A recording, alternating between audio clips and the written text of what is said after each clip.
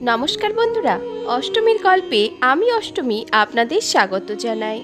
সারা চৈত্র মাস জুড়ে সন্ন্যাস ব্রত পালন করেন বহু মানুষ, যার শেষ পর্ব শুরু হয় নীল ষষ্ঠীর পুজোর মধ্য দিয়ে এবং পরের দিন গাজন হয়ে নববর্ষের আনন্দে যার সমাপ্তি। ঠিক যেন 3 দিনের বিয়ে বাড়ি। কিন্তু কার বিয়ে আজ?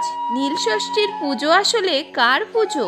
এই দিন নাকি বিয়ে হয়েছিল শিব আর নীলাবতীর। কে এই নীলাবতী?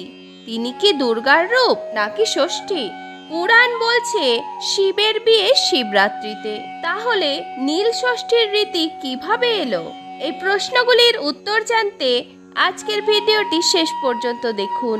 বন্ধুরা, ভিডিওটি ভালো লাগলে অষ্টমীর গল্প চ্যানেলটিকে সাবস্ক্রাইব করে রাখুন। চলুন বন্ধুরা, শুরু করি আজকের ভিডিও। নীলকণ্ঠ মহাদেবের সঙ্গে নাকি নীলাবতীর বিয়ে হয়েছিল এই দিনে। সেই বিয়ের উৎসবই ধরা হয়েছে নীল ষষ্ঠীর পুজোর মধ্যে। এমনটাই শোনা যায় গ্রাম বাংলার সর্বত্র। এদিকে শিবের বিয়ের অনুষ্ঠান বললেই মনে আসে শিবরাত্রির কথা। তাহলে শিব কতবার বিয়ে করেছিলেন? আর এই নীলাবতীই বা কে? এর উত্তর মিলবে বাংলার লোককথায়, যেখানে শিব হয়ে উঠেছেন অন্তজ শ্রেণীর মানুষের দেবতা। অনেকে তাই এই শিবকে বাংলার লোকদেবতা হিসেবেও চিহ্নিত করেন। সেই সব লোককথার মতে শিবজয়া সতী পরবর্তী জন্মে আবির্ভূতা হন নীলাবতী নামে।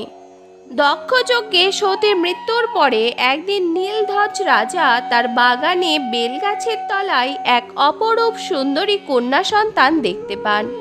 উপলব্ধি করেন এই মেয়েই আসলে দেবী সতী। তাকেই নিজের মেয়ের মতো করে বড় করে তোলেন রাজা। পরে শিবের সঙ্গে বিয়ে হয় নীলাবতীর। এই বিয়ের ঘটকালি করেছিলেন স্বয়ং নারদ। এখানেই সতীর পুনর্জন্মে পার্বতী হয়ে জন্ম নিয়ে শিবের সঙ্গে মিলিত হওয়ার পৌরাণিক গল্পের সঙ্গে আলাদা হয়ে গিয়েছে বাংলার লোককাহিনী। কিন্তু এর পরেও একটা প্রশ্ন থেকে যায়, নীলাবতী কি দেবী ষষ্ঠী? না হলে এই দিনটিকে নীল ষষ্ঠী বলা হবে কেন? অনেকের মতে আসলে ষষ্ঠী এসেছিলেন নীলাবতী রূপে। ষষ্ঠীর উল্লেখ কিন্তু পুরাণে পাওয়া যায়। তিনি আদিশক্তির অংশ, তাই তাকে দুর্গা বা আদ্যা শক্তির একটি রূপ হিসেবে ধরা হয়।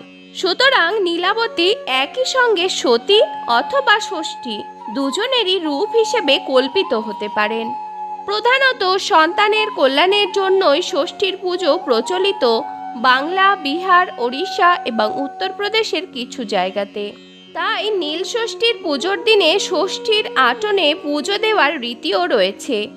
নীলাবতীর বেলগাছের তলায় আবির্ভাবকে মনে রেখে বেলকাঠের একটি মূর্তি বানানো হয়, যাকে নিয়ে ঘরে ঘরে গিয়ে ভিক্ষা চান সন্ন্যাসীরা।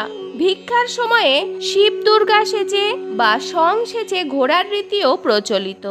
বিয়ের আগের দিন অর্থাৎ নীল ষষ্ঠীর আগের দিন ভোগে দেওয়া হয় শোল মাছ পোড়া। এই আচারই নীল পুজোর সঙ্গে লোক সংস্কৃতির যোগ প্রমাণ করে দেয়।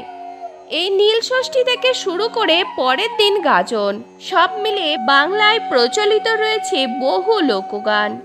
সুন্দরবন এলাকার বালাগান কিংবা অন্য বহু জেলায় প্রচলিত অষ্টক গান লীলাবতী আর শিবের বিয়েকে ছন্দে বেঁধেছে, যা বাংলার একান্তই নিজস্ব এক সংস্কৃতি।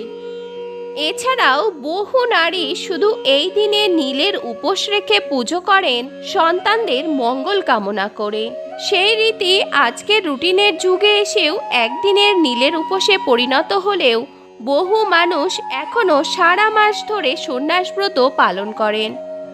সন্তানের মঙ্গল কামনাই হোক কিংবা সাংসারিক জ্বালা থেকে মুক্তি, বাংলা বছরের শেষ দুটো দিন শিবের নাম নিয়েই কাটানো বাঙালির বহু প্রাচীন অভ্যাস। বন্ধুরা, ভিডিওটি ভালো লাগলে অষ্টমীর গল্প চ্যানেলটিকে সাবস্ক্রাইব করে রাখুন। অষ্টমীর গল্পের পাশে থাকার জন্য অসংখ্য ধন্যবাদ।